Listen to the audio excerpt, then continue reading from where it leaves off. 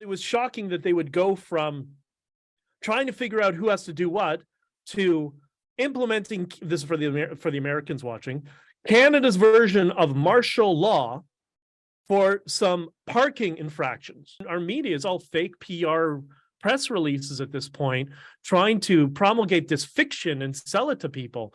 Like, use your eyes. She'll show you the pictures and the videos. And luckily you were there and you witnessed it in real time. And I'm glad you were.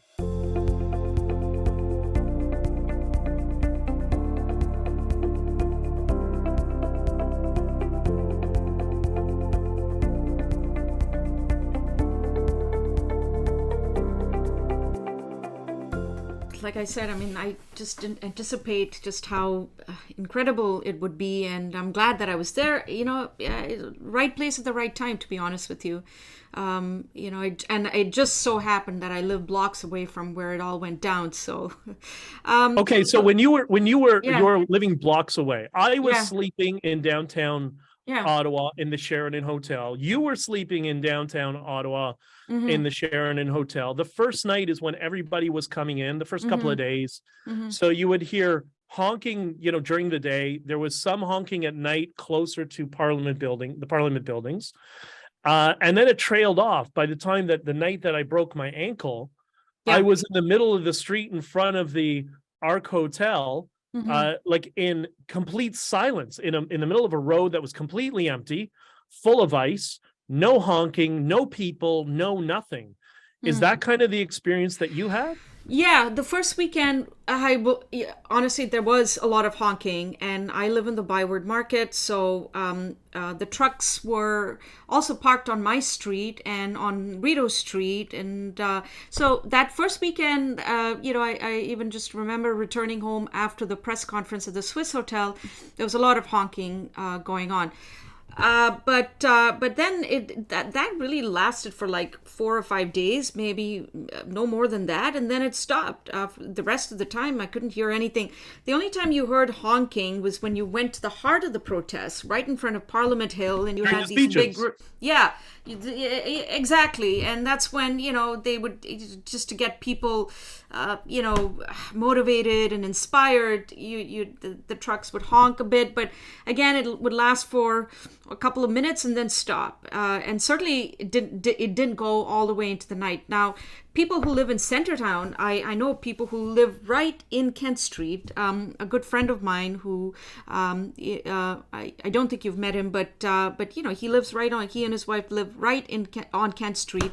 And in fact, he wrote this incredible piece on, this was before even my story came out. He just walked around Ottawa, A Night with the Untouchables. I don't know if you've read that. It's a blog post that went viral shortly, you know, the first few days of the protest. It's an incredible read, and he just went there with an open mind. The piece is by my friend David Maybury. You should really read it. It was you can send it to me, please. Or post it in the show notes. Yeah, and I urge everybody listening to the podcast to actually read the piece. And he just, you know, what he did was what I did, which is just walk around and speak to people.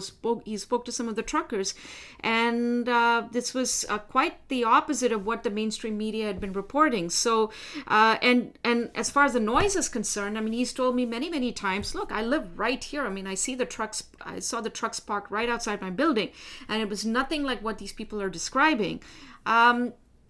But, you know, unfortunately, people like that, you know, the mainstream media just wasn't interested in reaching out to someone like that, right? And that was unfortunate. But, you know, I'm not going to sugarcoat it. I mean, obviously, the first weekend, there was a lot of honking. I lived in Mumbai for almost 10 years. Yeah, it sounds like Mumbai, right? This, I literally tweeted that, you know, that first weekend. And I said, this really does remind me of my time in that city, because every day was like this, like outside my street. It was like this all the time. So my tolerance for this kind of thing is pretty high. And for me, it actually like made me feel at home in a sense, you know. I was like, wow. And you know what? It just goes to show. And this is why I get so angry with people on, I don't know if it's unique to any political side, but how spoiled people are in this country that, oh my God, somebody's honked for a couple of days. You know what? Grow up. Because there are people who live in very difficult societies where, like, you live in Mexico City, there's honking everywhere, and you say something to the wrong person, if they're a narco, you're dead or kidnapped. So, we're really kind of bourgeoisie. It's these luxury beliefs that I can sit here and bitch and complain about honking. And you know what? If they don't do what I want, I'm going to use the legal system to destroy the lives of these people who many of them have already had their lives destroyed. No, for sure. And Ottawa especially, I think, is a very spoiled city, and obnoxiously spoiled. And everybody has the sense of, like they know what they're doing. They're pretentious. Most people here are pretentious, I would say. But anyway, I don't want to. I know you don't want to disparage Ottawa. It's where you live. You got to go get a coffee somewhere, right? I love Ottawa. But listen, I mean, you said that, and I remember during that first press conference, I remember you saying, let's, I'm open to having a coffee with Jerry Butts. You've been saying that from the get-go. What if the Prime Minister actually walked among the people, had visited the protesters and spoke to them? Would it have made a difference? And let's say he did that and then said, look, I feel that these pandemic measures are extremely important. I think they're helping us in the fight against COVID-19. So they're going to stay here. But I've heard you, and maybe we can chalk out a plan and work things out over the course of the next few weeks. What would the outcome have been if that had happened? I mean, it's a hypothetical, obviously. I don't know. And there's so many hypotheticals in there. I mean, we're making the assumption that the Prime Minister could do that on his own accord without just coming out and calling people names, because that's what he does. Yeah. But I mean, I know if, from years of life and business negotiation and getting, like when I was on a university campus, I wasn't exactly surrounded by conservatives. But many of them were my friends. I did business with them frequently. I understand their worldview. I disagree, but I know how to communicate to them, right?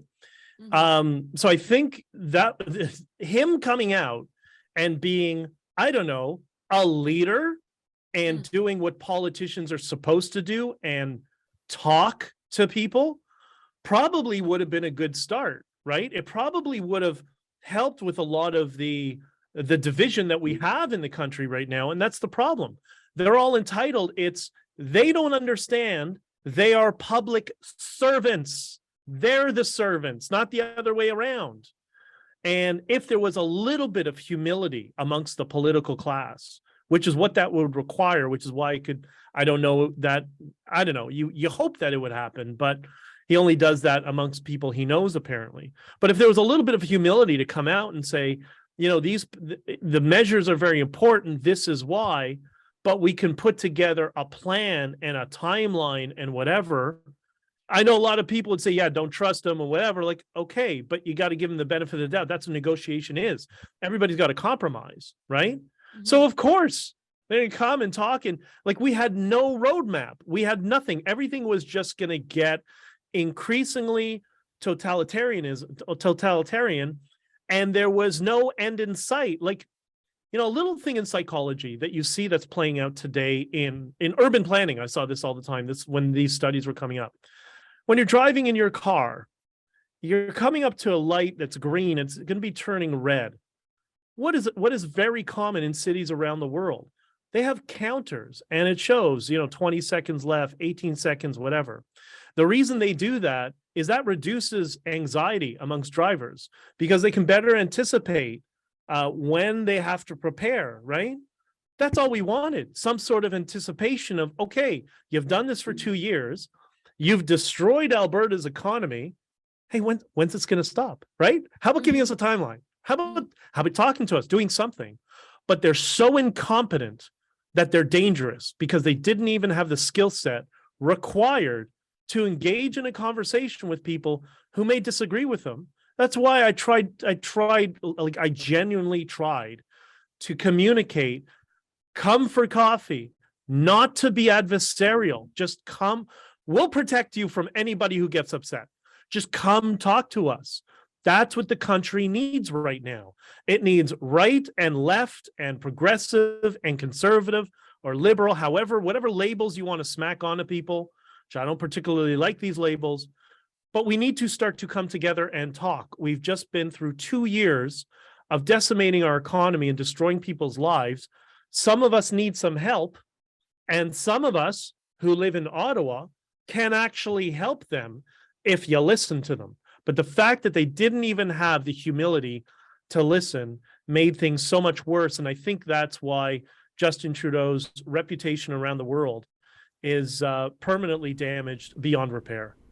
Yeah, I mean, obviously, one of the hypocrisies here from the Prime Minister is that there was a similar kind of protest that took place in India a year earlier, and he, in fact, I mean, he did something that was incredibly. It backfired because the Indian government didn't take that, didn't like that very much, and he was basically telling the Prime Minister of India to dialogue with the protesters, and that it was important in a democracy, the right to protest. And the protests were actually very similar to the convoy protests, because you had farmers. It was the farmers who were protesting against a very controversial agricultural bill, and they brought in like tractors and trucks to the nation's capital and blocked highways and roads, and Justin Trudeau weighed in and said that it was important for the Indian government to talk to the protesters and have a conversation with them, but yet he didn't do that here. Is that kind of sort of what you were? I mean, was that idealistic? To expect Trudeau to actually engage with the protesters here in Ottawa, given what we know about him, that he says one thing in one context and does something else that's totally different. I didn't imagine necessarily that he would come out and lead the conversation and reaching out to us. But, there's a communication structure in all political parties. Yeah. You know how it works. I know how it works, behind the scenes. And, I was talking to people within the Liberal Party who were fed up with him through a conduit. There was 30 plus Liberal MPs that were trying to form a coalition to put forward a non-confidence vote. This was the week leading up to when the police came in. I always wonder, is that why he went, DEFCON 5 Super Saiyan on all the protesters? Because his own cabinet was turning on him and wanted an end to this and wanted to go back to being liberal. And we're very worried about, what the damage for Canada would be over the long term. I don't know the answer, but there's always these mechanisms, and there's multiple people involved in communications in the political structure that could have reached out to us. If he was a leader, if he had any strength, it would have started with him. I know if I was in his position, I would have just walked out of the office and say, okay, let's talk. That's it. That's my tactic. I'm very guerrilla. But okay, if he doesn't have the strength to do that, there's enough of a team around him to do it. So I would have hoped that there would have been something from the government in the, just remember, this is the same guy that during Black Lives Matter went out and he kneeled down in front of Black Lives Matter like a slave. So for them, it was okay. But you have some middle class and working class people protested, which is unprecedented. The only other time I've seen that was in Venezuela, when I lived in Colombia during the years that Chavez was doing exactly to Venezuela what Trudeau is doing to Canada right now. And it's such a shift from the behavioral approach they took to their own base toward as opposed to us, and also he came out since then for China. And what does China has? China has people honking in their cars to mimic the trucks in Canada, yet he seems to support honking all of a sudden. Like, okay, it's wild. It's absolutely wild. Yeah, one of the fault lines that emerged during the public inquiry into the Emergencies Act was whether to make a deal with the authorities and leave town, or just stick it out until the mandates were lifted. I recall in my conversations with you that you were very much of the view that warmer weather was approaching, so you ought to stay. And my sense is also that many devoted supporters of the protests were unhappy at the prospect of leaving while the federal vaccine mandates were still in place. But in retrospect, given how brutally the government suppressed the protests, do you think that was the right thinking? Would it have made sense to make a deal and avert the use of emergency powers, which is in fact what ended up happening? Well, so a couple of things. We've seen a little bit of revisionist history by a small group of people trying to say that, there was people communicating a deal. Yeah, there's people linked to Doug Ford's office trying to do a deal on the side. It had nothing to do with us, which was the whole point of my testimony, right? Nobody wanted to leave. The truckers were there. You know how many truckers said, I'm not leaving. They can take me out, my dead body out of here. I'm not leaving till I get my freedom back. And truckers are strong people. That's why, I was so concerned with making sure the messaging is positive, because these are people who do not take, to take well to authoritarianism that's illegitimate. They really don't. So they weren't going to leave. They weren't going to leave. I think the idea to stay longer, although it was, it's sort of heartbreaking. I met with Candace Sarro last week, the woman who was trampled, the woman in the walker who was trampled by the horses, who, by the way, had her bank accounts frozen. You know that? What did she do? She was under a horse, yet she had her bank accounts frozen. That's insane. Yeah. So, the whole decision, was it better to stay or leave? Yeah, it was better to stay, because look what the government has done to themselves. They're now completely illegitimate on the world stage. And I explain in my book, this book, Honking for Freedom, that on the 18th of February, when we decided to leave, it was because the police got violent the night before and drew guns on somebody and smashed his windows in on his truck and pulled him out and arrested him. And the road captains came in to me the next morning. Tamara was in jail. Chris was in jail because both of them were on the street. They were picked up. They're trying to pick up leadership. I couldn't go out because I was in a wheelchair. So I was kind of stuck in my hotel. And so because they knew me and Tamara were talking many, many times, frequently throughout the entire protest, I guess it was just a natural, okay, well, let's go see Ben and talk to him, tell him what's happening. And when they told me that the truckers are, what happened to the trucker and the police are getting violent, I said, okay, well, listen, I'll do what you want. Like, I'll support you. You want to leave? Then I'll put out a messaging that we got to leave. And one of them, I think it was Miranda, said, do you think we should leave? And everybody started talking. They said, yeah, we should. And there's Bridget was the first one who said, yeah, it's time to leave. And then Joe said the same thing. And Miranda and these are all the road captains. They're all on my bed and on the chairs and by the window. And I said, okay, so if we're going to leave, I'll put out a message. Call your liaison officers, for those who have them. Reach out to the truckers, tell them, and whatever. And that's when Miranda interrupted me, and she said, but Ben, many of these truckers aren't going to want to leave. And I told her, well, you're a leader. That's why you need to persuade them and convince them that we've won, that they're getting violent. They've destroyed their reputation. We've done our job. The provincial mandates have all but gone. I think BC was the only one left that was going to be removing the mask mandates. We've won on a multitude of political battlefields. The only one we haven't won is on the federal level, but let's give it time and maybe we will. So that's when they decided, okay, let's all leave. And everybody started to scramble to try to get out of there and get as many trucks on the road and everybody to safety as possible. And that's when the police just doubled down and seemed to rush in to try to mass arrest as many people as possible. It is what it is. But we exposed we exposed their mindset and how they see themselves as the authoritarians that they are, that they think we are their slaves, that we will do what we're told. And that's not a very popular political approach in the Western world. So I think it was both good and bad. Yeah. No, I remember this. It was actually kind of funny when all of this was happening. I think it was you, and you were saying, well, so we managed to get slowly to resign. We've kicked Aaron O'Toole out of the Conservative. He's no longer leader of the Conservative Party. Diane Deans was thrown off the Police Services Board. Yes. Yeah, there's a whole bunch of them. Yeah, and I think you were like, "Who's next?" That's right.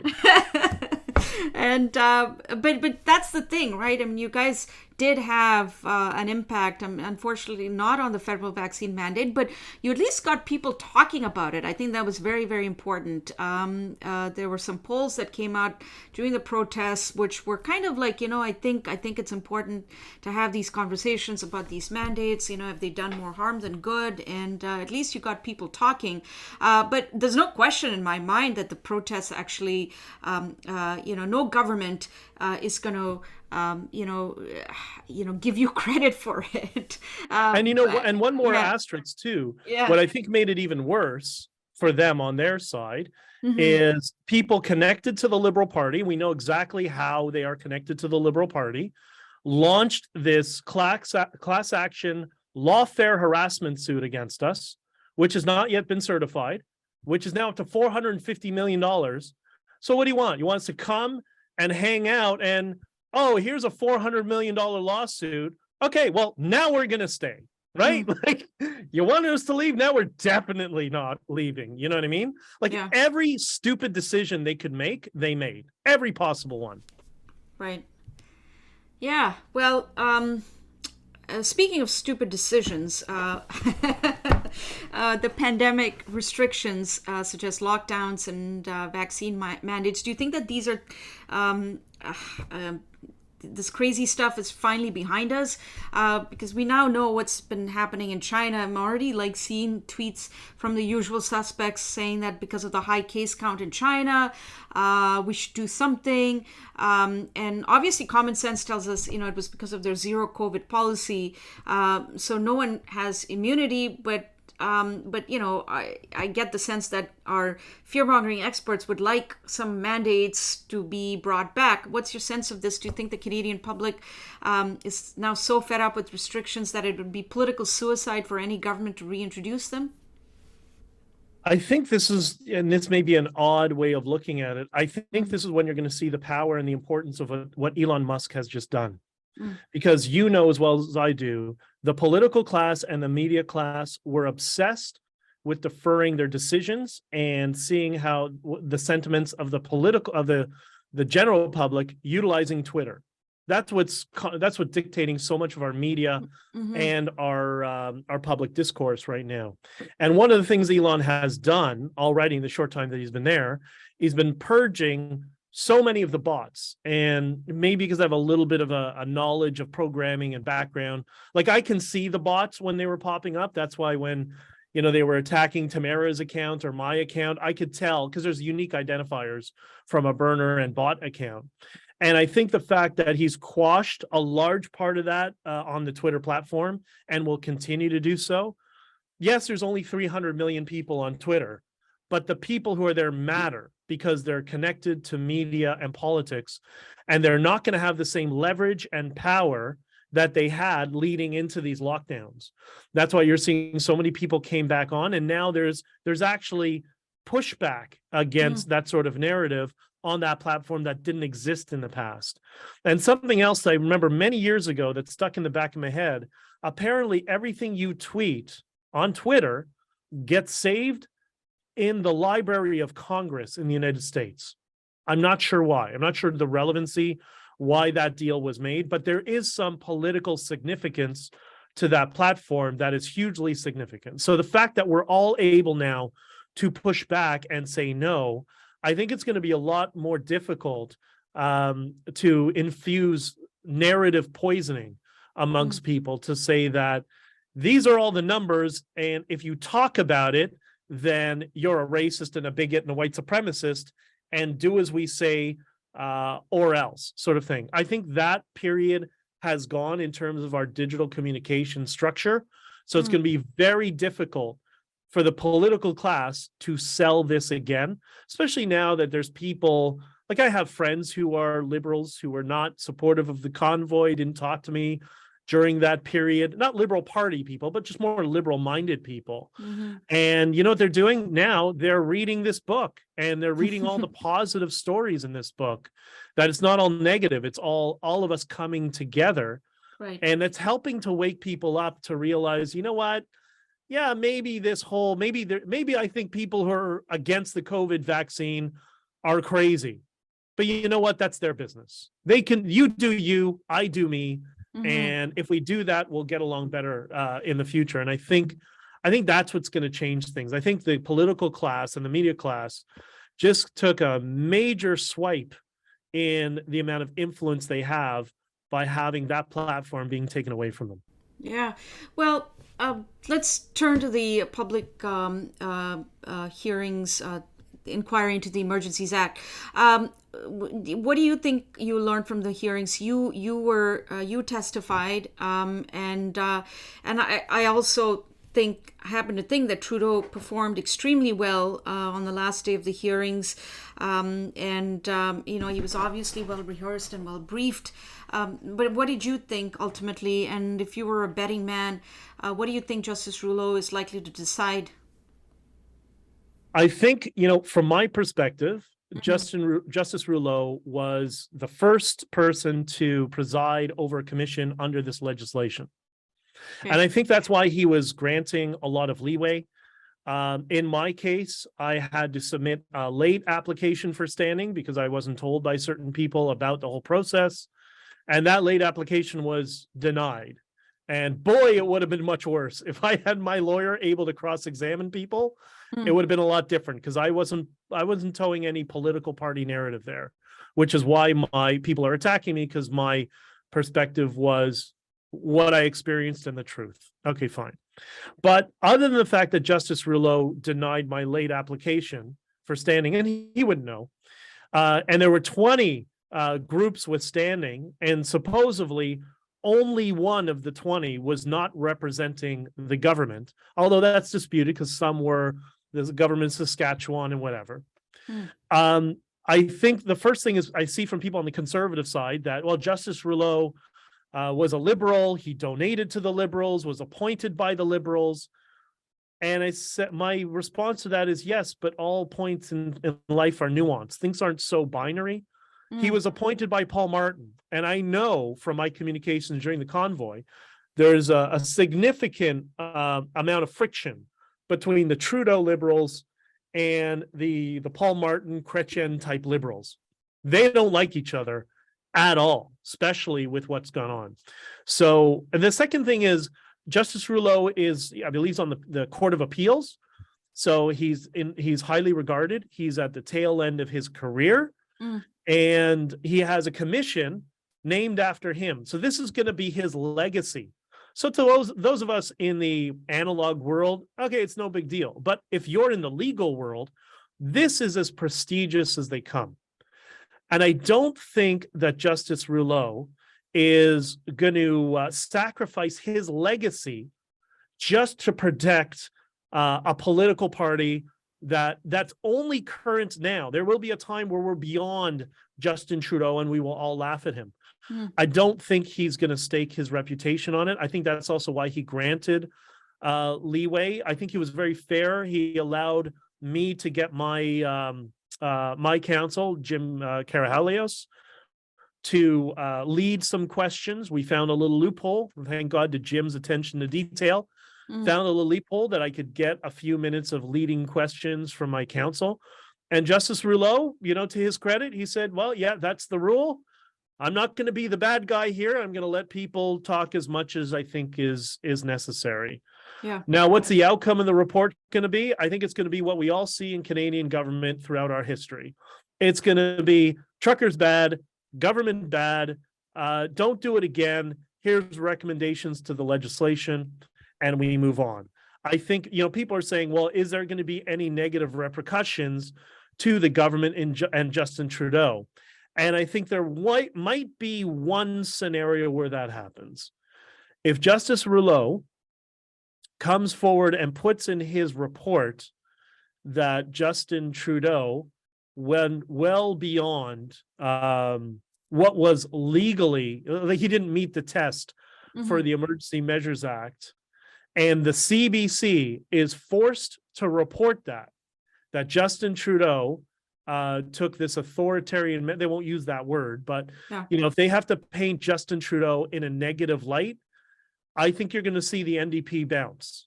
And I think you're going to see the NDP say, you see, he says he's a real progressive. He's not a real progressive. He broke the law. He did what his father did, because a lot of people on the left that did not support Pierre Trudeau with the FLQ. They'll say, he's not a real progressive. Come back to the NDP. Let's build a real progressive party. And I think that will be the end of Trudeau's career. Interesting analysis.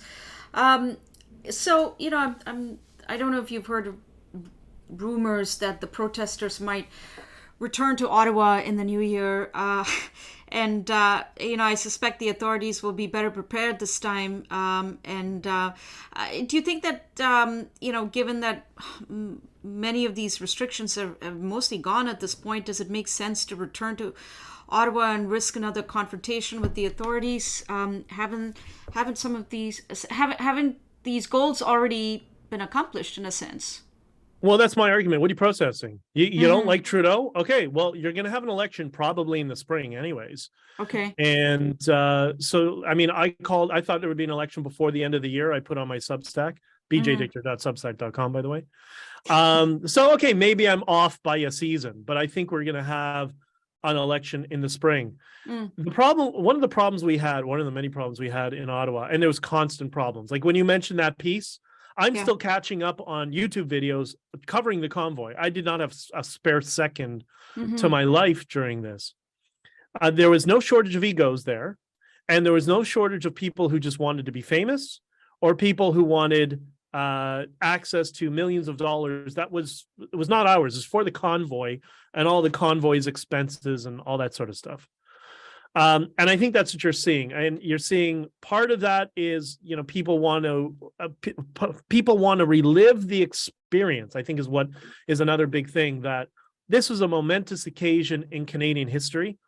I often call it Canada's Woodstock event. And you're just not going to relive it. The best way to relive it is read about it. Yeah. And share it with your friends who are liberal. Yeah, and get them to open their minds, No, yeah, absolutely. Actually, before I forget, Justin Trudeau's half-brother, Kyle Kemper, I don't know if you know him. I spoke to him yesterday. Oh, okay. So he calls it the freezing man. Yeah, he told me something yesterday that I can't share, that I'll share with you off camera, but you'll find it very funny. Okay, well, I'm looking forward to that. Anyway, so the big question is, you obviously are not going to stay involved with these protests that are potentially happening in the new year. But at a more personal level, do you plan on staying involved with the larger movement of freedom and pushing for freedom? I think obviously yes, to a point. We like I was told when I was told to leave the hotel room that somebody needs to be able to speak up for freedom. And I'm very well known in the Bitcoin community as well. Not just, primarily because of the Freedom Convoy, but I've been involved with it for many, many years. So the first thing with regards to what's happening in the new year, what I would encourage people to do is, if you're in a rural town, a rural community, and you want to commemorate the Freedom Convoy, I think the best message is to celebrate what Trudeau did on Valentine's Day. That Valentine's Day becomes the day of love and the day of revival of Canada. The day that Justin Trudeau went full authoritarian, froze our bank accounts without due process, and we stuck together and we focused on love, and we're still supporting each other, and we're still trying to put that movement forward, because that will become the identity for Canada. What better way? Imagine you're I don't know, 19, 18 years old, and you live in Kapuskasing or a smaller city or Aurelia, and you have a town fair, and you're going to go out with a date, and you're going to go out somewhere for Valentine's Day. Let's go to the Freedom Convoy commemorative event where there's a bunch of trucks and barbecues and people dancing and hanging around together. That's what we need to be doing across Canada. We need to be getting together in our communities and celebrating loving each other on Valentine's Day. And we stuck together and we loved each other throughout the convoy, despite what the government did on February 14th. In terms of myself, I unfortunately have no choice. We have this class action suit that has not yet been certified. There's a lot of legal games going on behind the scenes with many different entities, and I can't walk away from that. I wish I could. Listen, if that was gone and I could just get in my truck and just continue on my life, great. I would gladly do that.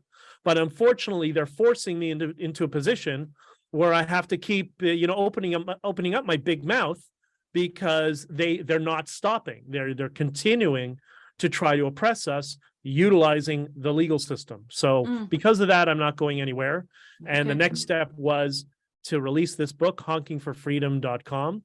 And what I do like about it is, I know to talk about it before we go, but when Jordan Peterson wrote the endorsement for the back of the book, and he refers to it he says, quote, the by then, he says, I'll read it for you. It says, the Canadian trucker protest in Ottawa attracted tremendous national and international attention and was simultaneously demonized by the then Canadian Prime Minister, Justin Trudeau.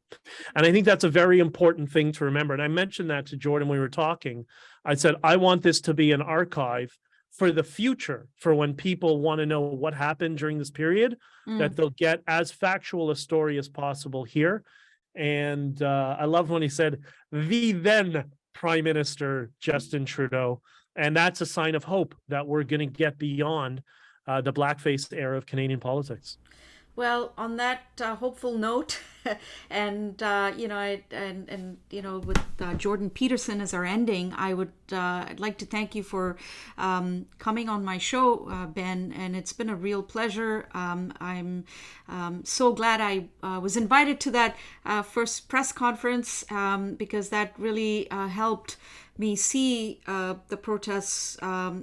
For what it ended up being. And so I'm so glad that we were able to do this. It was long overdue, and I hope we can have you back. I have about another 50 questions or so to ask you, but we're running out of time, and then I need to run a few errands before this big storm descends on us in a couple of hours. The third snowmageddon of the year. The first two, I was in the truck. None of them happened, and we'll see what happens this time. And I just want to say, Rupa, we are, all of us in the convoy, we are in your debt, because you and the others who came, Andrew Lawton was there for that press conference, as well as a couple of people from Epoch Times, Post Millennial, whatever. But, you went out of your way to go to bat for the truth. I don't think you were going to bat for us. You're going to bat for the truth.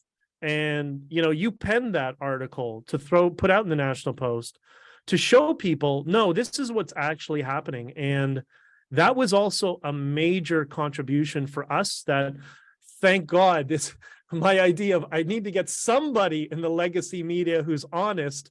And boy, did you come through for us. And I thank you so much for that. Oh, no, it was, I couldn't, I had to do this. I had to speak the truth. I didn't have a narrative that I was trying to promote. And like so many, unfortunately, and like so many people out there, the only thing I was seeking was the truth. And I wrote what I saw, and I was happy to do that for Barry Wise's Common Sense. Well, it was Common Sense at that point. It's now the Free Press. And yeah, it was just extraordinary. Like I said, it was an incredible moment in my life. It's really changed my life, and it has changed many people's lives. And thank you for bringing that message of hope, love, and peace and unity to the nation's capital. And I really hope we start on that note going into 2023. And I want to wish you a happy Hanukkah, a Merry Christmas, and a Happy New Year. And that we'll see each other soon. You as well. And I tell people many times on my daily streams, me and Professor Stephen Hicks talked about it a couple of years ago when we started, that I think we're going to be heading into this era, the Enlightenment 2.0. I really do think we're going there. This has been some of the bumps in the road, but before you have massive positive change in society, things got to get really bad. And I think they have. And I think there might be still some bumps in the road for the next couple of years. But I think at the end of I see the light at the end of the tunnel. Things are going to get so much better. I hope so. Fingers crossed. Yeah. Okay. All right. Okay. Well, take care, Ben, and I will see you soon.